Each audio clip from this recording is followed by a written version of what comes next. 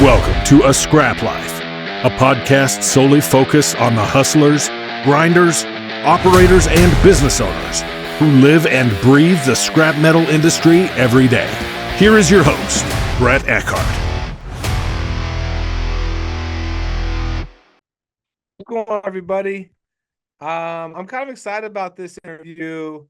You know, as I branch out the Scrap Life podcast, I started a what I like to call the generational courage part of it, and it's probably my favorite topic as of late. And something that's probably hit home more since I've had my own kids. And I'm trying to get them raised up and try and give them some guidance. But the generational courage podcast is just about, people that have taken their business from one level to the next, whether that is first generation, third generation, and they've found some courage within. They've kind of created the opportunity, and this podcast with Brandi Harleaux, I met Brandi at a luncheon. We had kind of connected on LinkedIn, but we met at a luncheon down in Houston for the AMM Steel and Scrap Conference. And I got sat across the seat from her. And we just started talking, and we instantly hit it off. And I was like, oh, I said, I think Brandi and I have a lot in common. So I'm super stoked to get Brandi Harleaux on here from South Post Oak Recycling down in Houston, Texas. Thanks for taking the time out, Brandi. I know you're super busy. Thanks for having me, Brett. And like I said, I think we share the generational interest in common. That's for sure. So I'm looking forward to the conversation. Yes. So, I mean, as soon as you told me you were, your dad had started the business, that's correct, right? And that you Yeah, were my dad and mom started the business as kind of 50-50 owners. What year was that? 1994. We just celebrated 94. 30 years about a month ago. That's awesome. That's awesome. So is your dad still involved? Is your mom still involved? You know, my dad retired. He retired during COVID 2020, and that's a story in and of itself. My mom is still working with us, and she is anxiously trying to get out by the end of this year. There you go. So when I think about my mom and dad, the division of work was my mom was the CFO. She was accounting and did a lot of the book work behind the scenes. And my dad would operations, kind of deal with people. We were a small family business. Aunts, uncles, my grandparents were involved when I was a kid. Just a true family business. And but I remember, the transition. And my grandfather was kind of the CFO and doing the book work, and my mom then kind of became trained, and that was kind of her job for a long time. And it was much harder for us to quote unquote retire my mom than it was my dad. My dad's like, all right, you got it, I'm out, Yeah. So is that the case for you guys? Has it been a little bit more difficult for her? You know, there's a lot of overlap there. You know, I would say there is a lot of similarities. My dad was definitely operations, head of operations, for a long time too. You know, I would say the head accountant.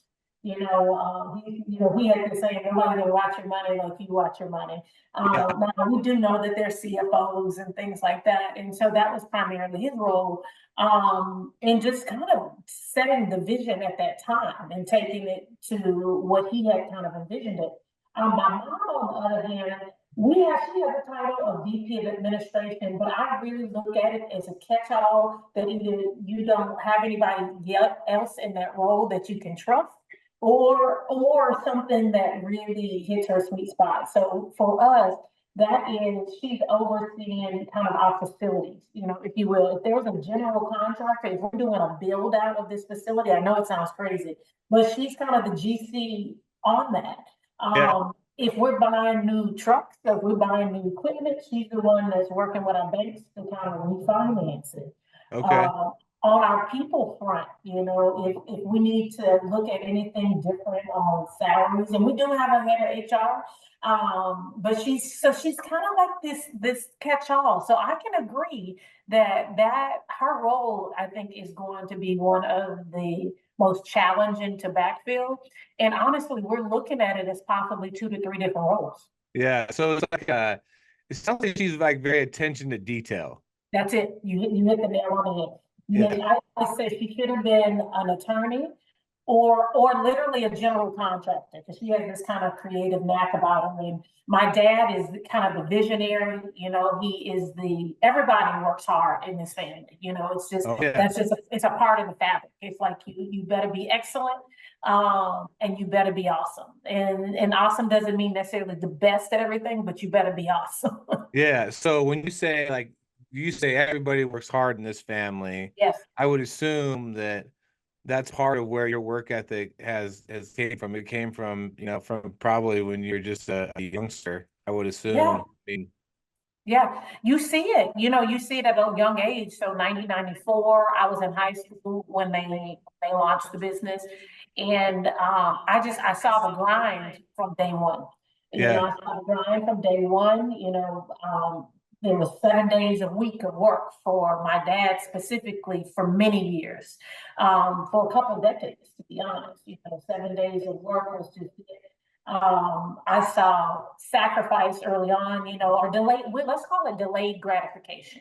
Yes. Sometimes people think sacrifice and they think it's, the lowest of the lowest of the low, but over time I saw it and I see it as delayed gratification. It's like we will delay this now so that we can aspire or achieve something much larger and more impactful later. So I saw that very early. And then the other thing, Brett, was just they both really had a knack for taking care service, service to our customers, service to our employees, making things better.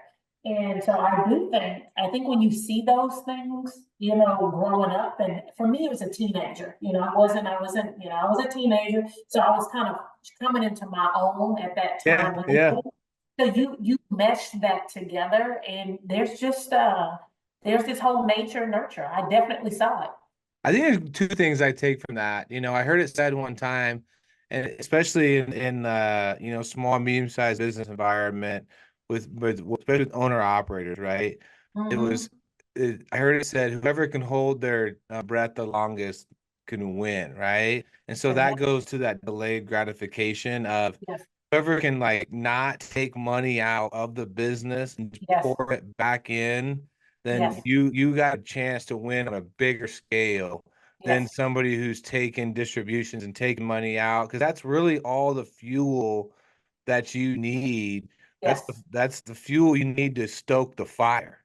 And You if you're got it. taking wood out of it all the time, it's going to burn, but it's just not going to burn like it could if you were just to keep pressing, right? And so when Yeah. you say that about your dad, and that's really what it takes for to start any business, right? Whether Mm-hmm. it's in the recycling business industry or manufacturing of widgets, like it takes somebody that's willing to basically to sacrifice, but just delay their gratification for a little while longer. Because we all see those stories of people that start a business, they make a little bit of money year one or year two, and they're buying a boat, they're buying Yep. the nicest, biggest house, and Yep. next thing you know, they're like they can't sustain it, or they have a Yep. rough economy for a couple of years, and they're tapped out. And so Well said. Well said. and I think of all the, it's awesome to see your parents work hard and treat people right, but it's also awesome for a kid to see their parents delay gratification. I mean, we have this conversation with our kids regularly, that play sports with other kids that are definitely financially well off and whatever else. And Mhm. they're like, Dad, why don't you do this? Mom, why don't you guys do this? And we're like, cause we're building something, right? Yep. And I tell them, I said, we're building something right now. And I said, Yes. when we're done building, I said, there'll be a time. I said, but right now we're building. And I said, that's what it takes, you know, to do something great is you gotta be willing to put the effort and time to build something. And You do, so, and I think that will go a long way in terms of what they see. But then it also links back to, and it's okay if it takes us longer in life to sometimes catch lessons. I'm sure, like me, I can look back at things, and you look at things in hindsight, and you're like, I get it, I get it. And when what comes with that too is a different level, a heightened level of appreciation and gratitude. I think as we mature in life, because your kids can then look back, and if not today, because I think yours are young, 10, 15, 20 years from now, and they will recall you say, hey, we were building, and ideally be able to look back and say, you know what, I want that same fire. Yeah. Or for me, it's I was very clear that I was not interested in riding on the coattail. And there's this whole thing from a faith-based perspective, you go from glory to glory. And part of that is taking the foundation that's been built and then building on that and then letting that be a blessing to many others, that go Yes. first, then that tier one blessing or that tier one sacrifice and delayed gratification, you can take it to another level and have a much more exponential impact, which I think is the beauty of it. So it goes from delaying the gratification to then knowing how to treat people, right? And I think people say, oh, you can treat your people or treat your customers good, right? But I think that the foundation of anybody treating their customers good starts with treating your own people well, right? Because if they feel well taken care of, they feel like Yes. you're taking care of them, then they're gonna reciprocate to the customer, You to got the it. vendor. And I think people like to get it twisted, like, no, just the customer's always right. Not really. Like, I genuinely believe, like, your people, if they're good and you trust them and they're good decision makers, they're right. And then they'll go and take care of your customer if you've taught them the correct way. And it sounds like that's part of your upbringing as well, through dad and mom. You got it. I mean, like I say, so far we are cut from the same cloth. I have a saying here. I said, you take care of the people who take care of your business. Yeah. And it goes back to what you said, take care of the people who take care of your business. And it's not a perfect thing because humans are humans. But in general, if people feel like they're treated fair, if they feel like that they have a why, if they feel like it's not all about you, the business owner, but it's about them, their family, them being excellent, you'd be surprised what you get.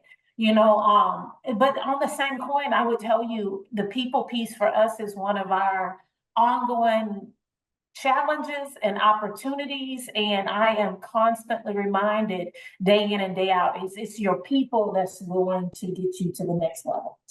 Yeah, So the biggest opportunities usually are, your biggest challenges, right? And I think that's where, I was in Portland, in that area last week, traveling for work, and we talked to some people up in the Longview, Washington area, and they're like, one of our biggest challenges here is there is a lot of industry, but it's a challenging work environment to find people, and with Oregon, Washington being very liberal states, there's a lot more freebies available. There's a lot more assistance available. So you combine that with a pretty good job environment as far as what's available, then you create kind of a tough hiring environment and tough to keep people. Or even get them in the door, it sounds like, from talking to them. And that is a big challenge, but then it also is a great opportunity if you can get a solid group of people to, to help you build your business. And I think that we fight that battle, and I don't know, it feels like, I'm sure COVID helped, stoke that fire a little bit, but people have been fighting that battle for a while. But I think that's really where I tell our guys, you got to kiss a lot of frogs to find a prince, right? Like, at some point, yeah, you just got to get through and give them a shot and see what happens. And if they don't work out, you got to be willing to move on to the next one until you can get that core people on the bus, and then you're going. Yeah, no, yeah, I mean, you nailed it. And it's a process, I went back, I've recently gone back to read or listen to via Audible. I call it an oldie but goodie book, and that's Good to Great by Jim Oh yeah, Collins. I just listened And to it like probably a year ago again. yeah, Yeah, it works. It still works. I think yeah, he put it out early 2000s, but to that point, he was talking about one of the key factors, the early factors is having the right people on the bus in the right seats, Yeah. being very clear and needing the right people to be disciplined people, in those seats. And so anyway, we don't even have to presume is that necessary. I think it's required, and there's not a perfect answer. We go through, even if I think sometimes people are surprised with the multi-generational business that there would be processes and rigor in place for hiring people. But Brett, we've played around, not played around, but we've used assessment tools. We try to do multi-rounds of screening to really try to eliminate the cost factor. It costs a lot, that. It To does, then yes. take time to train people, to bring them on board, for them not to work and work out. And so even within a multi-generational business, I think it's important to have that level of rigor to try to get the right people in the right seats, if you will. Those are your biggest growing pains, I think, with your people. I remember my dad, when I started full-time 04, I had graduated my undergraduate, and I came to work, and we had been operating. There was a yard I wanted to buy, and we had our main yard in Caldwell, and then a little feeder yard in Mountain Home. And I was like, I really want to buy this yard. I want to grow. And he's like, well, who's going to run it? That's going to be your biggest challenge. At that time, I think we had about 25 employees total. About what our size of our business. And so and that was like one of the first things he taught me was who's going to run it, who's going to do it, right? Because you're not going to move to Pudding, Idaho. You're not going to move there. If you're not going to be there, then who's going to be there, right? Which is how so many family businesses grew back in the days. They'd had an uncle or a cousin or sister or brother. They said, "Hey, that one's yours. Go get that one," But in our case, I just had one sister. She was a school teacher. She had no interest. So it's like I was going to have to go build a network of people to build and to grow. And so that was probably one of the biggest lessons my dad taught me early was you need people if you want to grow your business. And because you're only one person and you can only do so many things. And so you got to enlist help, but the right help, right? So it's not just getting them on the bus, like what Jim Collins said, it's also getting them in the right seat on the bus, which is just as important, right? Yep, and then retaining them. That's still our biggest opportunity here. People, you can debate, do you build your your top bench or your lower bench? For us, we built our mid-level and our lower bench, and I think which is good to make sure it's solid, to make sure that we can move materials in and out of here, effectively take care of the customers. But as it relates to growth and sustainable scalability, I'm personally finding that I need people with different talents, different skill sets, but also people who believe in our vision, who believe in the values that we have. So to your point, it's not only a person, it's a good fit from a multiple levels, a skill set, a value perspective, a vision perspective, to ensure that they can be a part of the scalable growth that we're going after.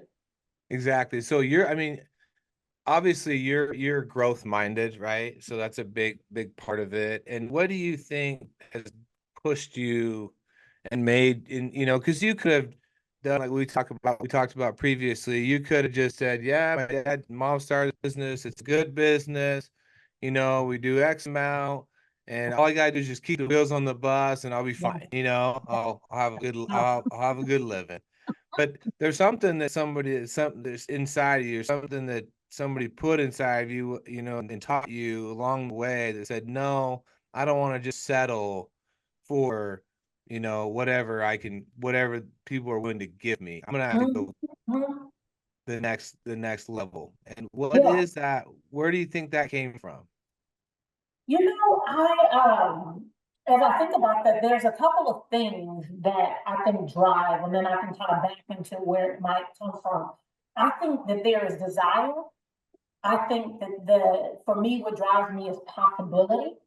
And then over time, probably the last 8 to 10 years, there has been this whole notion of impact, personal big impact. So, what drove it, like I said, I spent the first 12 to 15 years prior to coming into this business, working for Fortune 100 companies, and great places, great companies, aerospace, entertainment, retail. And I loved working in those environments. And in hindsight, I learned a lot. But what I probably struggled with is that I couldn't have the impact that I wanted to. It just wasn't big enough. Did it make a difference? Yes, but it just wasn't big enough. If I wanted to make change, it was like turning a ship, or a cruise ship. And so I think what changed it for me, so if we just start with the desire piece, I do believe that there are people that are in our lives that water seeds that were already planted. And for me, it was that seed was water. My dad had, mentioned 5 to 8 years prior to me deciding to come into this industry. Hey, Brandi, at some point I'm going to want to retire, and Yeah. like several multi-generational possibilities. Yeah. People like, yeah, I don't want to do that. Long story short, this coach, he said, what about this? And that kind of sparked that desire, right? And so it was the seed that was there. And for me, it was, I want to continue to have it make a difference. I want to continue to do awesome things. So I think that was one. The second thing, and we were talking earlier, you talked about traveling. You talked about traveling and seeing what people have going on and different facilities and different diversification opportunities. For me, it was through conventions and through those conversations, and through reading that I was able to see possibility. I said, you know what, we can go from one level to another. And that doesn't drive everybody, but for me, that drives me. There's this internal, like, you know what, we can do more here. And then, like I said, the last piece for me was the impact. I quickly saw, and you and I were talking earlier, that through this industry and through family business, we can have multiple layers of impact. It's not only do we support the families of the people who work here, and that's an impact there.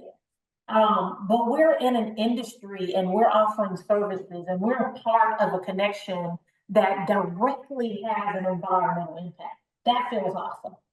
And then as you take this bigger, Brett, I think about generations. I'm not looking just at the next quarter. I do believe that that's a benefit of any business. You're looking at the next generation. You're looking at the next 50 to 75 years. And to me, that those things drive me. What did I heard another quote that I really liked. They said you die two deaths, right? When you die, and then the last time they speak your name, right? And so whether it's your company's name, your individual names, like once they stop talking about you, then you're officially gone, right? But if you can impact so many people's lives, whether it's through building a business, whether it's through, employing a bunch of people and giving them careers and giving them opportunities that they may not have thought possible, right? Yeah. And then being able to give back to the community or whatever. I think that's truly the way for me that I enjoy, right? Because you can buy so many things. I've heard, I know a fair amount of people that have done very well financially, and they say once you buy all the stuff you wanted to buy, then you're like, then you go, then what do I do next, right? And so once you get that out of your system, and then you're sitting there and you sold your business, you don't have, the people that you have all the connections with, and they don't need you, you don't need them on a day-to-day basis. They're like, that truly is one of those feelings, which is why people decide, okay, I better go start another business, right? And so I think you have to take that into consideration when you're deciding whether you want to sell or retire or whatever. And which is probably why for my mom it was a little more difficult. My dad, he had been doing it for a long time, and he was like, I'm good. I've done my part. Like, yeah, I'm out. And I think I retired when he was 55, He's like, I'm 55, I'm good, Yeah, but for me, what drives me is the ability to make an impact somehow, some way, right? Yes. Whether it's to build something that most people never would have thought was possible, I work with all my friends. And I think you start out as just kind of, we work together, and then they rely on you, you rely on them. All of a sudden, you feel like you can build a little more of a relationship, and Yes. next thing you know, like they become your You best try. friends, right? Your tribe, your people. And I think that part of it for me is what gets me up every day and makes me excited to go to work. But that really is my why. But I got that from my dad. My dad was a people person. He loved helping people, being around, watching people do things, like that was his thing. And so I know where I got that from. That was from my dad. I love it. I absolutely love it. You hit on something, and this would be my bow on it. I have learned over the past 11 years that I think entrepreneurship, I think business, um, can be a vehicle for good. I also have learned, and I've gotten really clear that I don't think business should be the only thing that defines us or the businesses that we're in. I think we have to have purposes, why, connection and community even outside of this, because I do think that that is a part of the sustainability plan, but in a different from a different ways. That's how I get to 55 and I can step away like your dad, because then I move into other levels of purpose. And I don't completely maybe abandon this, but it's not so focused back into it. It's not the only thing that defines me.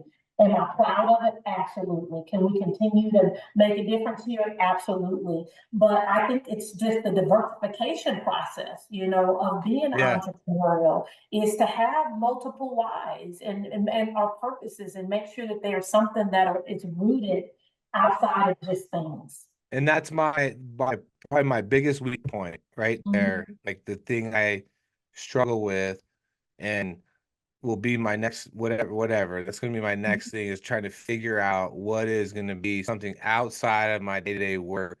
Luckily, our business is diversified.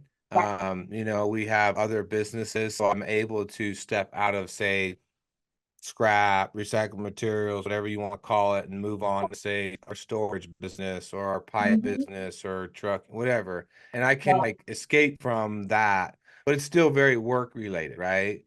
And so my thing is, and then my wife and I had this conversation a lot. She's a school teacher as well. And I'm like, there will be a time when I'm gonna have my thing, that like, whether it's a charity or something that I really, really want to get behind. I think that's where I will divert some of my attention and probably money to it, right? Just because it's something that you're passionate about. It is. And I'm like, I guess thinking about how our family businesses things start small. And I think sometimes we think that the next thing or the branch has to be so large and monumental. And I guess I'm of the belief where it's just kind of like, I can start small. I can start small with something while we do that, so for you, whatever that is, if it's adopting a school in the context of what you do now, if that's what you're passionate about, and then that starts to kind of get some fire or ignited under it, I think our focus always needs to be our focus, what the priority is. And I think as we kind of put those people, process, systems, culture, value in place, you can kind of look a little bit to the other side and still be on track. You can reach your hand out to serve or give and still run this race. And then you keep getting that going, and you can reach another hand out, and dabble in another area. And so it's a process. I don't think everything has to be as big. I agree. It's like Can how you still make start a difference. anything, right? Your first workout, Exactly. first whatever it is, your first book, whatever that is. Like Yes. you have to start somewhere. It doesn't have to be. Everybody's afraid that it's not going to be some grandiose deal. There just has to Exactly. be somewhere to start. And we have a couple of charities that we really like, that we support. And I heard it. Somebody was telling me the other day. They said, okay, when you, not to me, but they were talking to in somebody else in different contexts. But essentially, they said, there's no doubt in your lifetime you're going to have the ability to write big checks to whatever charity you want. But wouldn't you rather be able to write some of those checks, even if they're smaller today, and be able to see them Yep. be put to work versus say towards the end when you can just write bigger ones, versus, spreading that out and enjoying the process. And that's probably what hit home for me. I was like, okay, that makes sense. And that part of it comes from my mom and my dad, watching them both be very charitable with the community, very other charities, golf tournaments they used to put on and put a lot of effort and time into. And so I know that that's kind of, I've seen that work, and I've seen it, live and living color. Yeah. Do you get that from where do you, on your end, do you get that from your mom, from your dad? Where does that come from? Very much. Within the business and even outside of the business. So I would say outside of the business, our family has always believed in the principle of tithing, and giving back, to what we call where we get fed, from a faith-based perspective. But then in the context of business, when I came in, it was funny because it's funny how things change. My dad always gave to, if it was the local little league team, if it was the school that needed, not the school, but the church that was focused on building a leadership program in-house, if it was the church down the street, that needed something. And I came in, and this is, I would say, a first generation, a second generation thing. I said, Dad, this is great, and I want us to keep doing this. But there's no focus. And he's like, well, what do we need focus for? We just give. And I said, I love that. I love that spirit. And so what I've done is I kept the core of that bread. And then I said, I'd like to see us refine it. I'd like to see us have some focus areas. So I've always seen that power given. And so I took that in terms of saying, okay, we're going to focus on STEM, or science, technology, engineering, math. And we're going to partner with a local school that is only 5 miles away from us. So that's one area. The second thing is I personally passionate about women, and women that have been in either domestic abuse or they're single moms. And so we said we're going to focus with a women's center here in the area. So that was another. I personally, and that's not everybody's route, have benefited from higher education. And so then we said, okay, we're going to identify a school, and then we're going to provide a scholarship, to students to go, to that school. And then the last one for us is, I believe that sports, I cheered, and I cheered at a collegiate level. So athletically, and I believe that sports teaches a lot. I think it teaches about teamwork. I think it teaches about grit and hard work and perseverance. But I also believe that sometimes I think sports can create exposure. And meaning if these teams can travel, if they can go see. So we support a local football team that wouldn't have access. And so to your question, I've taken the spirit of what he was doing, and I just kind of put a framework around it. And it also helps us say yes to the right things, and be focused. And it helps us to penetrate deeper, in my opinion. We're focused here. This is where we're going to focus. The last area I would say that was a learning curve for me, having come out of corporate America, is when I came on board, Brett, I wonder if you experienced this. My dad would hire at that time folks that nobody else, or folks would rarely give a chance to. They are now called second chance, but it wasn't called second chance. Yeah. They were just called ex-criminals, like where ex-criminals. You know what? Like nobody got a felon. There was no politically correct term for it. It was just like people out of jail that need a job. You got it. And so he would hire those people, and he would hire them, and got a lot of loyalty out of it. And for a while, it was a good chunk of our workforce. And when I came on board 11 years ago, I said, we got to hire some different people. We got to hire some different people. Long story short, what I will say is, I see the beauty in both. I see the beauty in reaching out to what are now people who need a second or a third or fourth chance, but also rounding that out with people, that don't have that background, that bring a different skill set or experience. And so it's taken all of those pieces, and then I've rolled that into what I call our second gen platform. And so you've been full-time there since What year? What year did you start? 2013. 2013. 2013. Yeah. So in matters of since 2013, you've kind of grabbed the bull by the horns per se and just kind of ran with it, right? I mean, what's kind of your biggest, what do you feel that, some of your biggest accomplishments since 2013 to today are? Yeah. And I'm fortunate that there's not, I know there's family businesses or there's a multitude of people involved, and I think that that's a beautiful thing, and it comes with challenges. For me, it was me, it was me coming in. And so there's a couple things for us. I think we've been able to physically expand, literally physically expand. And it was something, my parents had more property. When I came on board, my dad said, I have no interest in growing this. Brandi, if you want to grow it, you can take the property, you grow. So it's been that physical expansion. The second thing is diversification.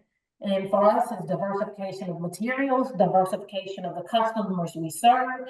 I mean, for many years, I mean, we were mostly retail. I'm not a fan of the term peddlers. I know it's legacy in our industry, but I think retail sounds more dignified. And so, but that's what we service primarily. And I remember Because your location was conducive to that.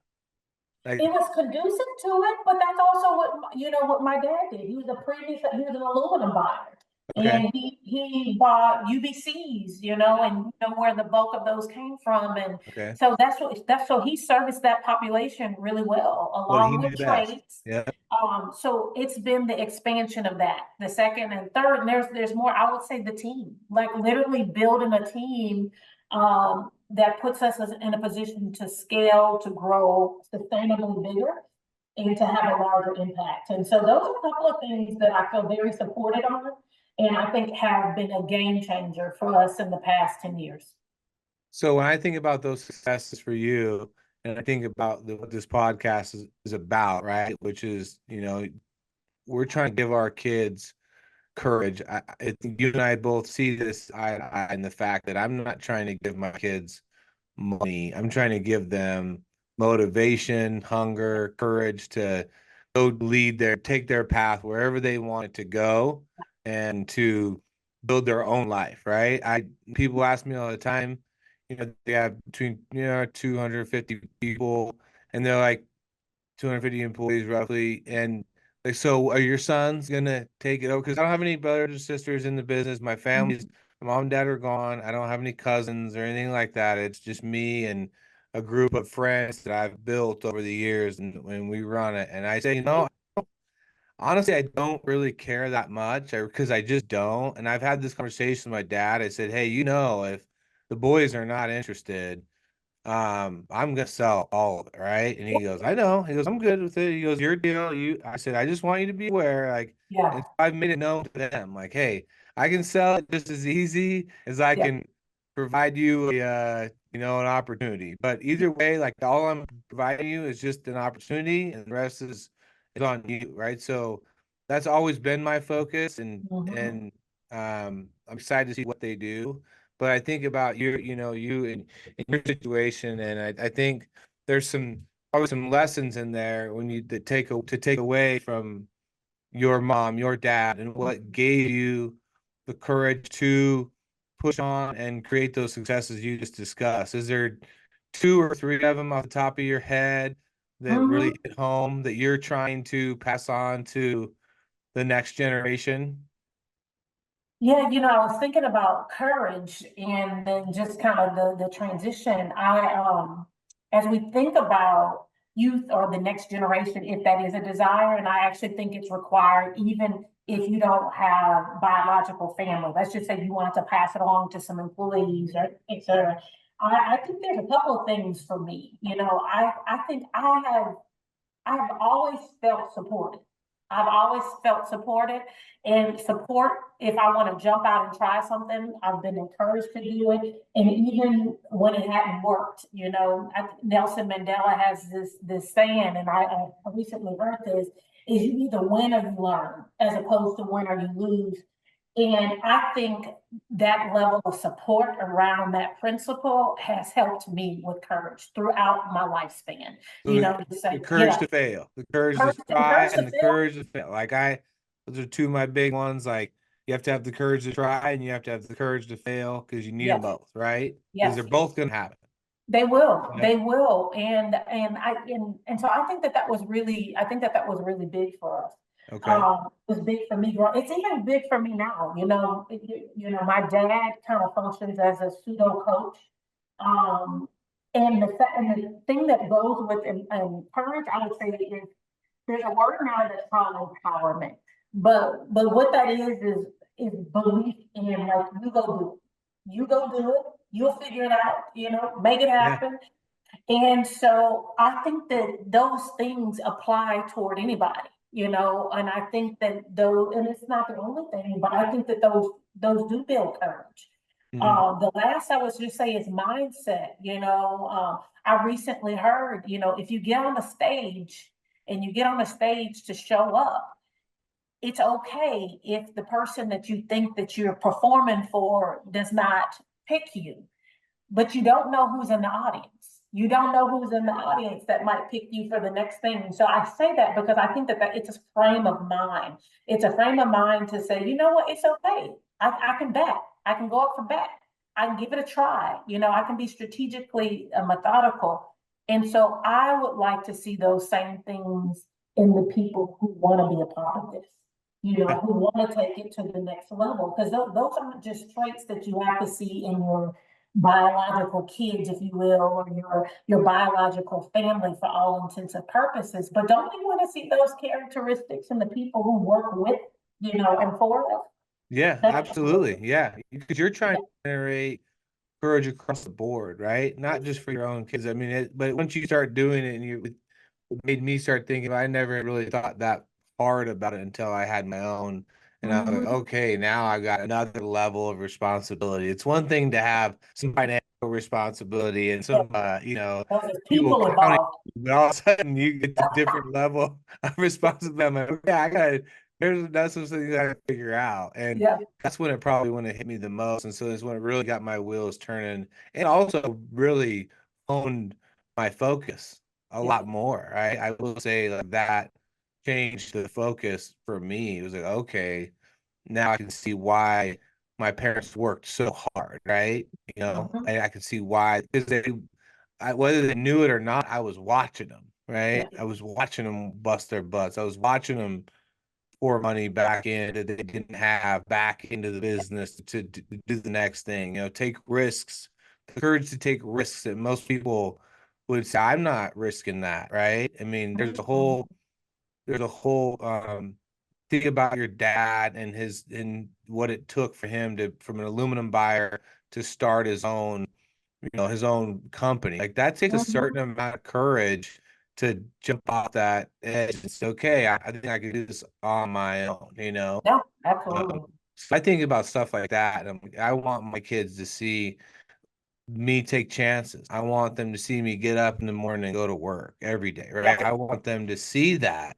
And I get the byproduct of doing it, right? So it's kind of we both get the win. Yeah. And as you were talking, Brent, I thought of one other thing too. Go ahead. As we mature and get older, those same traits I think are needed in the partners and the people we choose to do life with. Let's just say we have a spouse, or we have a partner, whatever people's preferences. I think in order to achieve the things and grow and scale the way that we need to, and to see those behaviors, there has to be a supportive team. Otherwise your kids will not even be a deterrent, actually. If a business or the ventures kind of tear a family apart, I can actually see it having the opposite impact. So I think about my parents, and like I said, this business has been 50-50. And I think it needed both. In this case, my mom was supportive of my dad doing it.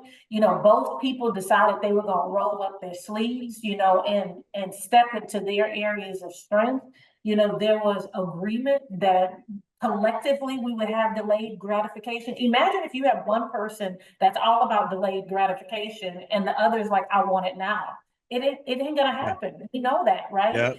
And so as you were talking, I was reminded of the level of courage that's needed between partners, just between partners, the level of alignment that's needed in order to show your kids, if we're talking about kids, the things that you really want them to see, and for them not to run away from it because they didn't like the dysfunction.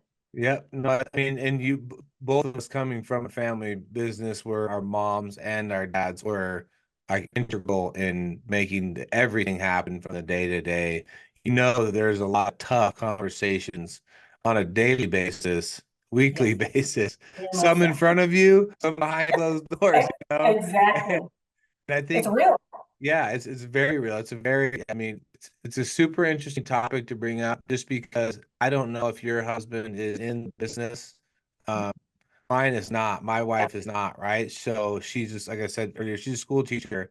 And I actually appreciate the balance that brings and the fact that I am allowed to probably push and charge a little bit harder than maybe she would be comfortable with, but she's very supportive, right? And the fact that she grew up with two school teachers as parents, yes, and she gets to, and she's always wanted to be a school teacher her whole life, and that's what she's wanted to be, and that's what she is. Like, I got a lot of people ask me, well, is Lindy gonna come to business? I'm like, no, like she's doing exactly what she's always to do. And her and I have had the conversation of, do you want to be a stay-at-home mom? Do you want to? She's like, no, I want to be a school teacher. I'm like, then be a school teacher. Like, go do your thing, right? Because then when both people are chasing their thing, that's what makes, when you come home and you're like, hey, this is some of the best time, the best conversations. We're both really doing what we want to do. I love that. I couldn't agree more. My husband's in the media and production space, and our conversations at the end of the day are very stimulating because we can both share and we can both encourage, and I think we're both and we can both support each other. Yeah. Operating from our areas of interest and passion and strengths, and there's nothing wrong. Clearly, we both come from spaces where our parents work together, but this too works. Works.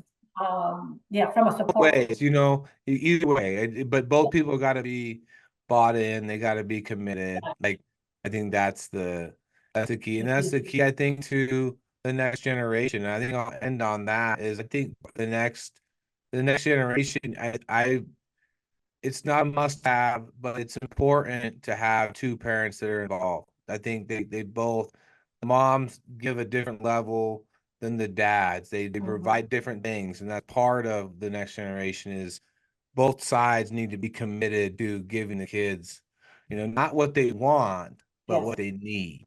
I absolutely agree. I love it, and I think the opportunity is for kids to see that there's value and strength in people bringing different things to the table.